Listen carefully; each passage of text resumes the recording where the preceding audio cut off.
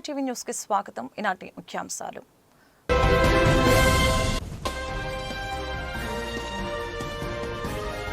తెనాలిలో వైసీపీ అధినేత జగన్ కి నిరసన సెగ. తెనాలిలో జగన్ పర్యటనలో ఉద్రిక్తత. ఆయన పర్యటనపై దళిత ప్రజా సంఘాలు నిరసన.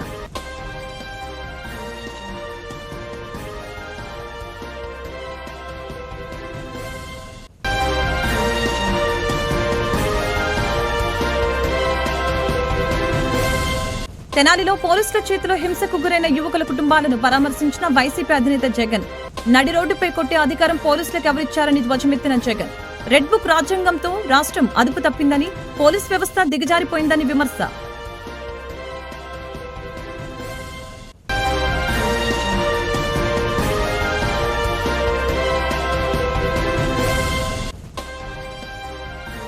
వైసీపీ అధినేత జగన్ రాజకీయంగా ఆత్మహత్య చేసుకున్నారని ఆంధ్రప్రదేశ్ శాసనసభ డిప్యూటీ స్పీకర్ రఘురామకృష్ణంరాజు విమర్శ. గంజాయి బ్యాచ్ ను కలవటమేంటని జగన్ కి రఘురామ ప్రశ్న. పోలీసులపై హత్యాయత్నం చేసిన వారికి జగన్ అండదండల అని ఆగ్రహం.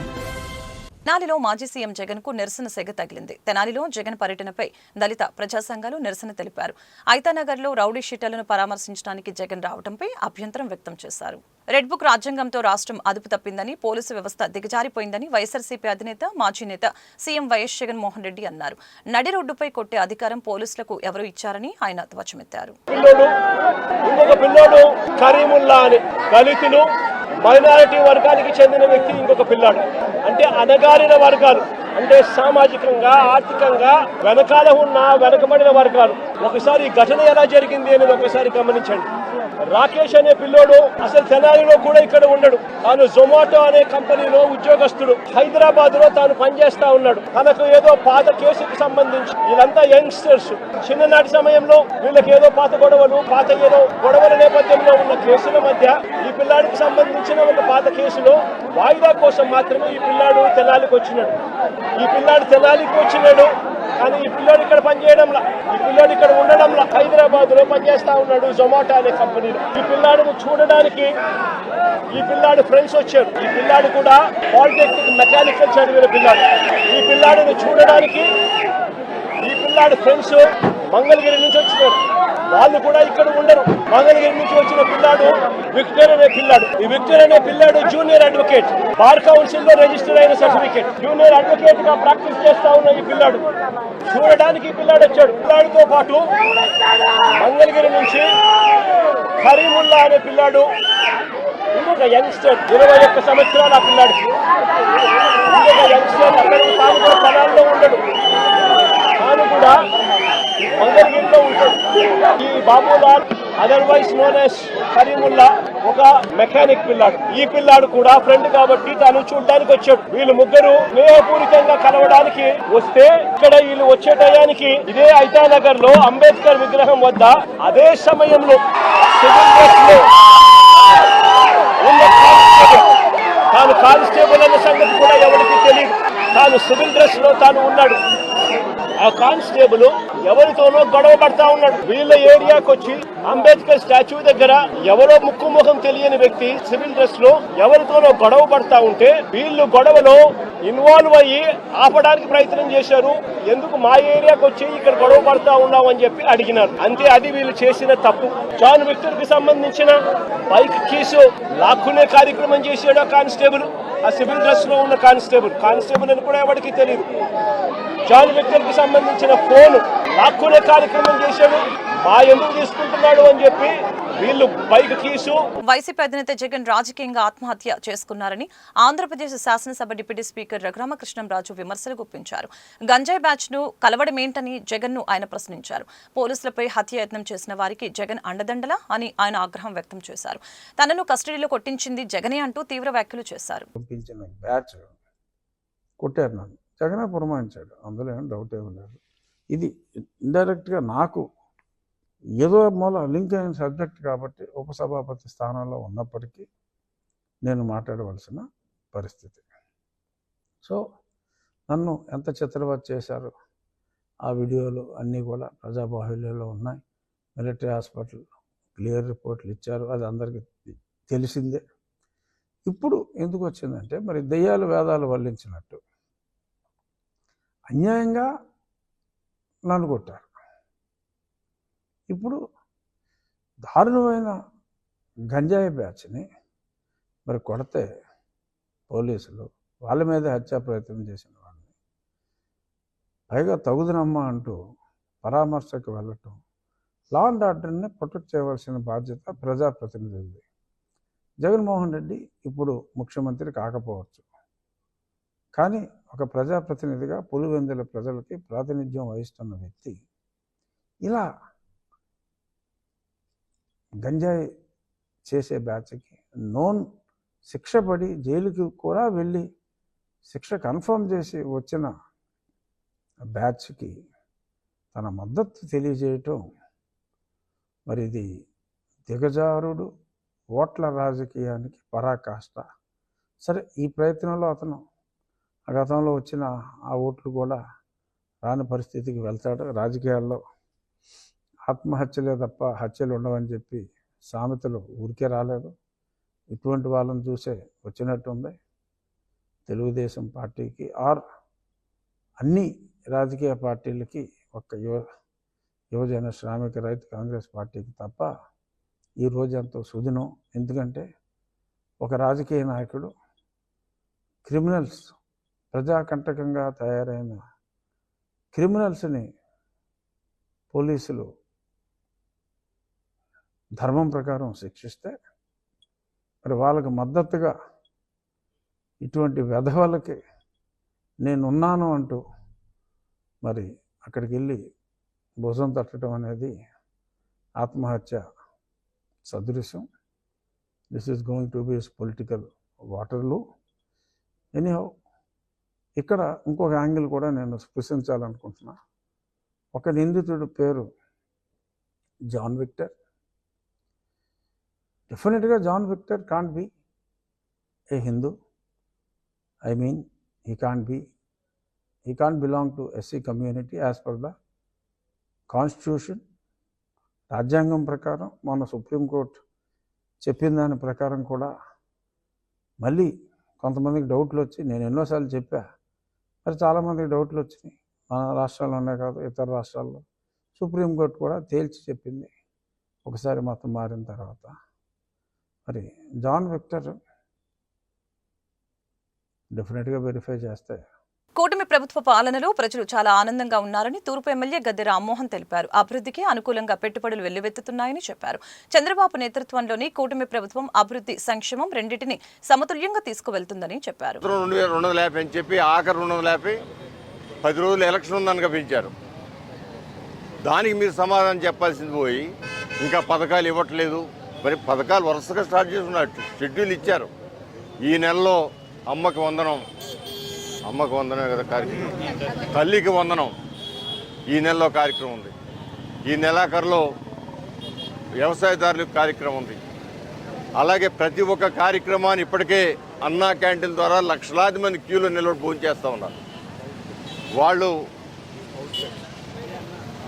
వాళ్ళు అన్నా క్యాంటీన్లు వాళ్ళ చక్కటి భోజనం, వేడి భోజనం, కమ్మటి వాసన వచ్చే భోజనం లక్షలాది మంది రాష్ట్రం అంతా భోజనం చేస్తూ ఉన్నారు. పెన్షన్లు 3,000 4,000 చేస్తూ ఉన్నారు, తక్షణం చేయడం జరిగింది. దానిలో ఇంకా రావాల్సిన వాళ్ళు ఉన్నారు పెన్షన్లు. దాన్ని ఒక్కొక్క స్టెప్గా తీసుకెళ్తూ ఉన్నారు. ఇవాళ స్పౌజ్ ఎవరైతే పెన్షన్ తీసుకుంటూ మరణించారో ఆ పెన్షన్ తక్షణమే ఎలాంటి వెరిఫికేషన్ లేకుండా భర్త చచ్చిపోతే భార్యకి ఇచ్చే స్కీమ్ను కూడా మొదలుపెట్టారు. వికలాంగులందరికీ కూడా ఈ యొక్క సర్టిఫికేట్ల కోసం నమోదు చేసుకోమన్నారు. వాళ్ళందరూ కూడా ఇస్తా ఉన్నారు. రేపు 12వ తారీఖున కొన్ని 75,000 పెన్షన్లు రేపు 12వ తారీఖు రిలీజ్ చేస్తూ ఉన్నారు. అంటే అన్ని స్టెప్పులుగా ఒక సిస్టమేటిక్గా తీసుకొస్తూ ఉన్నారు. ప్రతి మంగళవారం అప్పులకు వెళ్ళే విధానాన్ని నుంచి మొట్టమొదటి తారీఖునే జీతాలు ఇచ్చే విధానం తీసుకొచ్చారు. ఈ సంవత్సర కాలంలో మొట్టమొదటి రోజే 1st తారీఖున ఎంప్లాయీ జీతాలు, పెన్షన్లు అన్నీ కూడా ఇస్తున్నారు. 1st తారీఖు ఆదివారం వస్తే ఒకరోజు ముందు ఇస్తున్నారు పెన్షన్లు.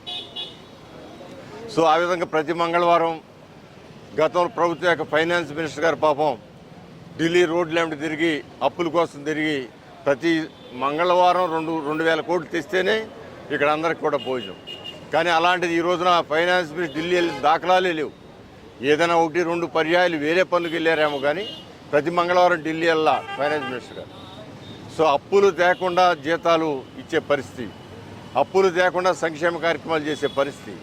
అంటే ఇటు అభివృద్ధి సంక్షేమం సమన్వయంతో ముందుకు వెళ్తూ రెండు కళ్ళుగా భావించి ముందుకు వెళ్తున్న నారా చంద్రబాబు నాయుడు గారికి ప్రజలందరూ కూడా ఆలోచించారు. వాళ్ళు చెప్పే మాటలు వినండి, దాంట్లో నిజానిజాలు తెలుసుకోండి. చంద్రబాబు గారు చెప్పే మాటలు వినండి, దాంట్లో నిజానిజాలు తెలుసుకోండి. ఏమైనా తప్పుంటే అడగండి. ఉన్న పరిస్థితులు చెబుతా ఉన్నారు. రాష్ట్రంలో ఉన్న పరిస్థితి ఏ విధంగా రాష్ట్రం లూటీ చేయబడిందో 5 సంవత్సరాలు. అమలు కాని విభజన హామీలు అప్పుల్లో ఆంధ్రప్రదేశ్ అనే అంశంపై గుంటూరులో సదస్సు జరిగింది. రామన్నపేట జన చైతన్య వేదిక కార్యాలయంలో ఏర్పాటు చేసిన సదస్సులో కాంగ్రెస్ పార్టీ సీనియర్ నాయకులు తులసిరెడ్డి, మాజీ ఎమ్మెల్సీ కెఎస్ లక్ష్మణరావు, మాజీ ఎమ్మెల్యే మస్తాన్వలి, సిపిఎం జిల్లా కార్యదర్శి నేతాజీ, అవధానుల హరి తదితరులు సదస్సులో పాల్గొన్నారు. విభజన హామీల అమలు చేయడంలో కేంద్ర ప్రభుత్వం నిర్లక్ష్యంగా వ్యవహరిస్తుందని ఆరోపించడం జరిగింది. అదేవిధంగా వెనుకబడిన ప్రాంతాల అభివృద్ధి సాధ్యం కావటం లేదని తెలిపారు. ఆంధ్రప్రదేశ్ అప్పుల పాలు కాకుండా ఉండాలంటే విభజన హామీలు అమలు చేయక తప్పదని తెలియజేశారు. నా ప్రశ్న ఏంటంటే ఇక్కడ ఉన్న గౌరవ పెద్దలు అందరికి కూడా ఆయన వదిలేసి ఈ రేపు అయిపోతే ఎల్లుండి అయిపోతే అని చెబుతున్నారు. పునరావాసం పూర్తి కాకుండా పోలవరం ప్రాజెక్ట్ పూర్తి అవుతుందా?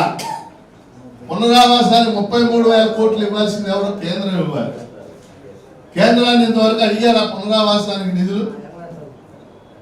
కాబట్టి సెక్షన్ 90 పోలవరం ప్రాజెక్టు పునరావాసం అయ్యేదాకా అది పూర్తి అవుతుందని నేను అనుకున్నా. పూర్తి అవుతుందంటే దాని అనుకున్న స్థాయిలో మీకు తెలుసు కదా, 45 మీటర్ల ఎత్తులో అది నిర్మాణం జరగాలి. 41 అంటాడు ఒక ఆయన. అంతా డ్రామానే. కాబట్టి ఇది రెండో అంశం. మూడవది ముఖ్యమైనది సెక్షన్ 94 సబ్సెక్షన్ 3. సబ్సెక్షన్ అది యాక్చువల్గా 4 కాదు. రాజధాని నిర్మాణం, రాజధాని లేదు ఆంధ్రాకి. ఏం రాశారు అక్కడ? రాజ్భవన్, హైకోర్టు, సచివాలయం, శాసనసభ, శాసన మండలి నిర్మాణానికి కేంద్రం సహాయం అందించాలి అని రాశారు. ఏమందించింది కేంద్రం సహాయం? ఆ బిగినింగ్ లో 1,500 కోట్లు ఇచ్చారు అంతే. వాస్తవంగా 2,500 కోట్లు అంటారు, అది కరెక్ట్ కాదు. మిగిలిన 1000 కోట్లు గుంటూరు, విజయవాడ నగరాల్లో డ్రైనేజీ, అండర్ గ్రౌండ్ డ్రైనేజీకి ఇచ్చారు. ఆ 1,500 కోట్ల తర్వాత కేంద్రం ఈ రోజుకి మధ్యలో జగన్మోహన్ రెడ్డి వచ్చాడు, 3 రాజధానులు అన్నాడు, భ్రష్టు పట్టిపోయాడు, ఆయన పోయాడు. 1,500 కోట్ల తర్వాత రాజధాని నిర్మాణం కోసం కేంద్రం ₹1 ఇచ్చిందా? 2015 అక్టోబర్ 22 వచ్చాడు నరేంద్ర మోడీ. ఆ రోజుల్లో అందరూ చెప్పారు, పేపర్లో కూడా రాశాడు, చెంబుడు నీళ్లు మట్టి ఇచ్చిపోయాడు. మళ్ళీ మొన్న వచ్చాడు పునర్నిర్మాణం, శాటిలైట్లు ఇచ్చిపోయాడు. అంటే రూపాయల సంగతి ఈ రోజుకి నాటకమే. ఇప్పుడేమి దేంతో నిర్మాణం చేస్తా ఉన్నారు? Asian development bank, world bank 15,000 కోట్లు ఇస్తుందన్న. మొదట్లో ఏమన్నారు? అంతా గ్రాంటే అన్నారు. కేంద్రం హామీ ఇస్తున్నారు. నేను చెప్తున్నా, నేను శాసనమండలి దాని మీద మాట్లాడాను. ఏషియన్ డెవలప్మెంట్ బ్యాంకు లేకపోతే వరల్డ్ బ్యాంక్ ఇచ్చి 15,000 కోట్లు కూడా అది పూర్తిగా రుణమే, అప్పే, గ్రాంట్ కాదు. అంటే అప్పు కేంద్రం తీసుకుని పోయి మనకు గ్రాంట్గా ఇవ్వాలి. అది జరుగుతుంది.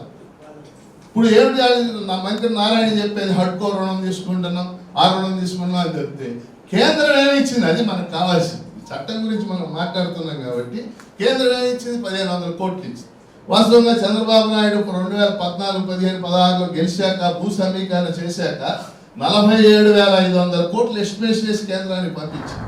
వీటన్ని నిర్మాణాలు 47,500 ఇచ్చింది. ఎంత? 1,500. కాబట్టి వెనుకబడిన జిల్లాలకి ఏం జరగదు. పోలవరానికి పొగాకు రైతులను ఆదుకోవడంలో ప్రభుత్వం విఫలమైందని రైతు సంఘాల ప్రతినిధులు ఆరోపించారు. రైతు సంఘాల జేఏసీ నేతలు కంచుమాటి అజయ్ కుమార్, వేల్పూరి నరసింహారావు మంగళవారం బ్రాడీపేట సిపిఎం కార్యాలయంలో మీడియాతో మాట్లాడారు. గత ఏడాది మాదిరిగానే కంపెనీలు 15,000కు తగ్గకుండా నల్లబర్లి పొగాకును కొనుగోలు చేయాలని డిమాండ్ చేశారు. నల్లబర్లిని పొగాకు బోర్డులో చేర్చడం గురించి రాష్ట్ర ప్రభుత్వం కేంద్ర ప్రభుత్వాన్ని అంగీకరించే విధంగా బాధ్యత తీసుకోవాలని ఈ సందర్భంగా తెలియజేశారు. అజమాయిషీలో నిర్లక్ష్యంగా ఉంది. ఈ రోజులో మేము ఇంకోటి అడుగుతున్నాం, పొగాకు ఉత్పత్తుల మీద కానీ పొగాకు మీద కానీ దేశానికి రాష్ట్రానికి 73,000 కోట్ల రూపాయలు పన్నుల రూపంలో ఈ రోజున పొగాకు ద్వారా ట్యాక్స్ రూపంలో వస్తుంది. ఇలాంటి కష్టకాలంలో ప్రభుత్వం వెంటనే కొనుగోలు కేంద్రాలు పెట్టి ఈ 3.5 లక్షల ఎకరాల్లో దాదాపు 30 నుంచి 40% మంది నల్లబర్లి పొగాకు వేశారు. ఆ బాండ్లు కాకుండా ఉన్న 1,00,000 ఎకరాలకు సంబంధించిన పొగాకన్నా ప్రభుత్వం కొనుగోలు చేసి కొనుగోలు కేంద్రాలు పెట్టి కొనుగోలు చేయాలని చెప్పేసి మేము డిమాండ్ చేస్తూ రాష్ట్రాలకు ధర్నాలు చేస్తున్నప్పటికీ మొక్కుబడిగా అందరూ ప్రకటన చేస్తున్నారు కానీ ఎక్కడ కొనలేదు.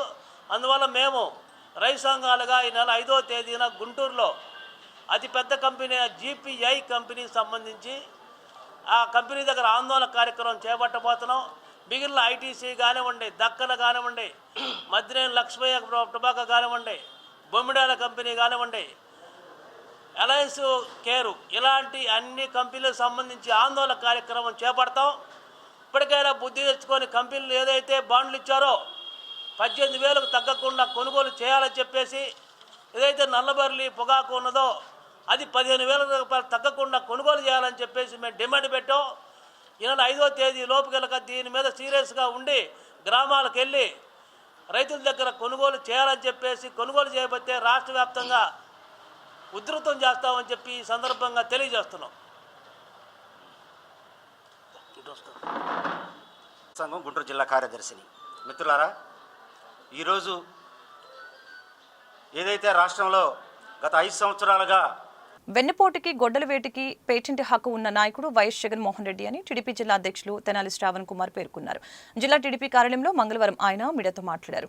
జగన్ రాజకీయ ప్రస్థానం వెన్నుపోటు, ఆర్థిక మోసాలతో కూడుకున్నదని విమర్శించారు. వైసీపీ ప్రభుత్వంలో జరిగిన కుంభకోణాలు బయటకు వస్తూ వైసీపీ నేతల అరెస్టులు జరుగుతున్న నేపథ్యంలో ప్రజల దృష్టి మళ్లించేందుకే వెన్నుపోటు దినం పేరుతో రాజకీయాలు చేస్తున్నారని ఈ సందర్భంగా ఆరోపించారు. ఈ సమావేశంలో టీడీపీ నేతలు దాసరి రాజా మాస్టర్, కంచర్ల శివరామయ్య, దామచర్ల శ్రీనివాసరావు పాల్గొన్నారు. పార్టీని పెట్టి రిజిస్టర్ చేసుకుంటే ఆ పార్టీ నాదని అతనికి వెన్నుపోటు పొడిచి మోసం చేసి పైకి వచ్చిన వ్యక్తి జగన్మోహన్ రెడ్డి. అల్లారు ముద్దుగా పెంచిన బాబాయిని చంపడానికి కారకులైన వ్యక్తులు అందరినీ చుట్టుపక్కల పెట్టుకొని అందులో కుట్రలో భాగస్వామ్యమై కేవలం గుండెపోటుతో చనిపోయాడని కథనాన్ని అల్లి ఉదయం నుంచి సాయంత్రం దాకా అతను మీడియాలోని పేపర్లోనూ ప్రకటనలు చేసి చివరికి అది గొడ్డల పోటని తేలడంతో ఇతరుల మీదకి నెట్టాలని, తెలుగుదేశం మీదకి నెట్టాలని గొడ్డలు వేటు వేసిన చరిత్ర జగన్మోహన్ రెడ్డి.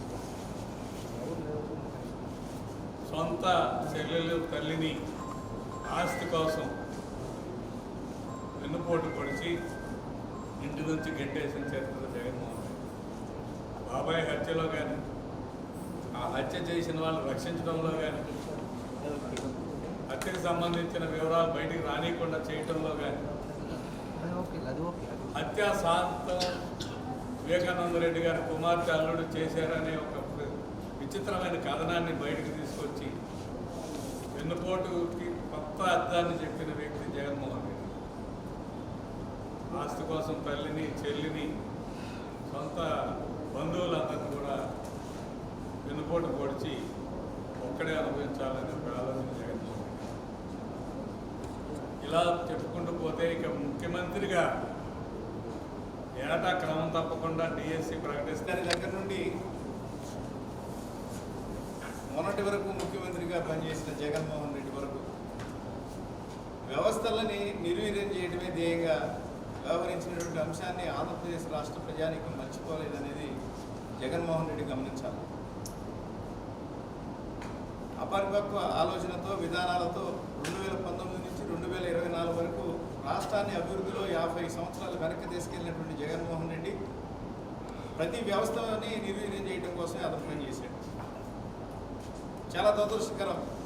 ప్రతి అంశాన్ని కులాలకి, మతాలకి అంటగట్టే ఆలోచన చేసి తద్వారా ఓట్లను పొందాలనే కుహన రాజకీయాలకు కేర్ ఆఫ్ అడ్రస్గా ఉన్నటువంటి జగన్మోహన్ రెడ్డి విధి విధానాలని, ఆలోచన విధానాన్ని తెలుగుదేశం పార్టీ పక్షాన తీవ్రంగా ఖండిస్తూ ఉన్నాం. ఈ రోజున మహానాడు జరిగిన తర్వాత జగన్మోహన్ రెడ్డికి మధ్య ప్రవేశించింది. నేనైతే అనుకుంటా ఉన్నాను, ఆయన ఒక మంచి మానసిక వైద్యుడికి చూపించాల్సినటువంటి అవసరం. సమాజానికి చీడపురుగుల్లా ఉన్నటువంటి రౌడీ షీటర్లు కావచ్చు, గంజాయి బ్యాచ్ కావచ్చు, వీరు ఆఖరికి పోలీసుల పైన కూడా అకారణంగా దాడి చేసే ఆలోచన విధానాన్ని ఆయన అభివృద్ధి చేయాలనుకుంటున్నాడా ఏంటని ప్రశ్నిస్తూ ఉన్నాం. ప్రతి అంశానికి కులాన్ని బయటికి తీసుకొస్తున్నటువంటి దాన్ని ప్రజలు ఏసరించుకుంటున్నటువంటి అంశాన్ని గుర్తుపెట్టుకోవాలి.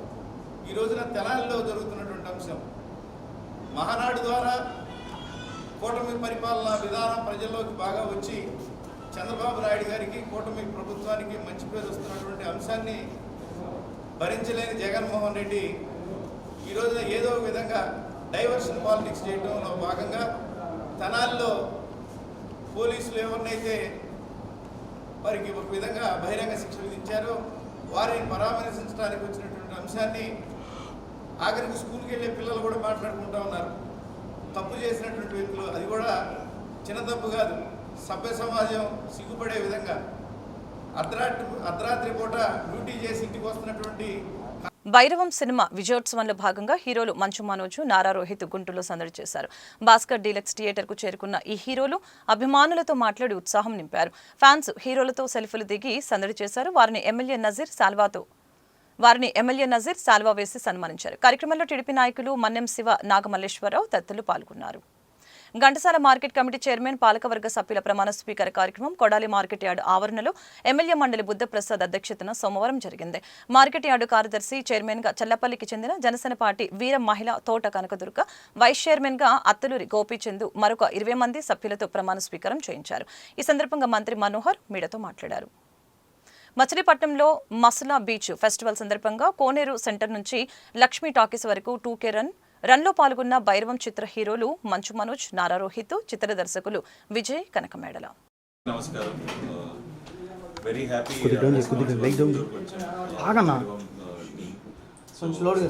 ఆడియన్స్ దగ్గర నుంచి చాలా మంచి రెస్పాన్స్ ఉంది. సో అందరినీ ఒకసారి కలిసి థ్యాంక్స్ చెప్తామని నేను మనోజ్ వచ్చాము, and Vijay and producer Sridhar గారు. సో వెరీ హ్యాపీ అండి. చాలా రోజుల తర్వాత అందరం ఆల్మోస్ట్ గ్యాప్ ఇచ్చాము, బట్ ఏంటంటే రెస్పాన్స్ ఫ్రమ్ ద ఆడియన్స్ చాలా బాగుంది. సో ఏదో లాస్ట్ ఒక 2 months బ్యాక్ ఒక రిలీజ్ ఉన్న ఫీలింగ్ అన్నమాట. అండ్ వర్డ్ ఆఫ్ మౌత్ చాలా బాగుంది. So very happy. అండ్ ఇంకా చూడని వాళ్ళు తప్పకుండా వెళ్ళి చూడాలి. క్యారెక్టర్ని ఎప్పుడు ప్లే చేయలేదు, ఇంత హెవీ, ఇంత లౌడ్ క్యారెక్టరు. సో నాకు ఎప్పుడు ఆపర్చునిటీ రాలేదు. ఈయనే నన్ను పిండి, సో నన్ను ఒక కొత్త రకమైన ఒక గజపతి వర్మ, ఒక మనోజ్ కనిపించకుండా ఒక గజపతి వర్మ అని చూపించారంటే మామూలుగా అందరికీ తెలిసిందే మనోజ్ అంటే కొంచెం బాగా మంచి బేస్ వాయిస్ అనేది అలా ఉంటుంది. సో ఈయన ఏమైనా ఇంకా మీ దగ్గర నుంచి ఇంకా పిండడానికి ఏమైనా ట్రై చేశారు? పూర్తిగా ఇంకా బాగా పిండేశారు పూర్తిగా. ఎందుకంటే ప్రతిరోజు డబ్బింగ్ చెప్పేటప్పుడు ఈ సినిమాకి డబ్బింగ్ చెప్పినంత కష్టం ఏ సినిమాకి పడలేదు. ఎందుకంటే ఒక్కొక్క సీన్ ద వేరియేషన్స్ అది కానీ నా పర్టికులర్గా బేస్ మెయింటైన్ చేసి మాట్లాడాలని కానీ గోక్ సార్ అండ్ సత్య గారు రైటర్ ఇద్దరు కలుసుకొని ఇది. అండ్ ఇంకా ఫ్యూచర్ ప్లానింగ్స్ ఏమన్నా, ఇంకా మూవీస్ ఏమైనా రాబోతుంది, మేము ఎక్స్పెక్ట్ చేయొచ్చు? నెక్స్ట్ మిరాయి వస్తుందండి. నెక్స్ట్ నాది September 5న మిరాయి రిలీజ్ అవుతుంది. తర్వాత బాబాయ్ది సుందరకాండ రిలీజ్ అవబోతుంది. మా ఇద్దరు ఇండెక్స్ రాబోతుంది. వార్తలు ముగించే ముందు ముఖ్యాంశాలు మరొకసారి.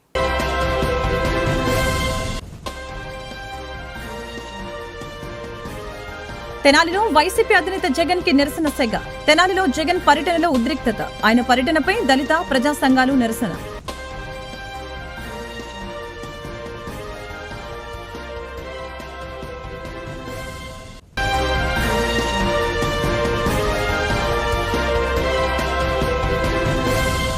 తెనాలిలో పోలీసుల చేతిలో హింసకు గురైన యువకుల కుటుంబాలను పరామర్శించిన వైసీపీ అధినేత జగన్. నడి రోడ్డుపై కొట్టే అధికారం పోలీసులకు ఎవరిచ్చారని ధ్వజమెత్తిన జగన్. రెడ్ బుక్ రాజ్యాంగంతో రాష్ట్రం అదుపు తప్పిందని, పోలీస్ వ్యవస్థ దిగజారిపోయిందని విమర్శ.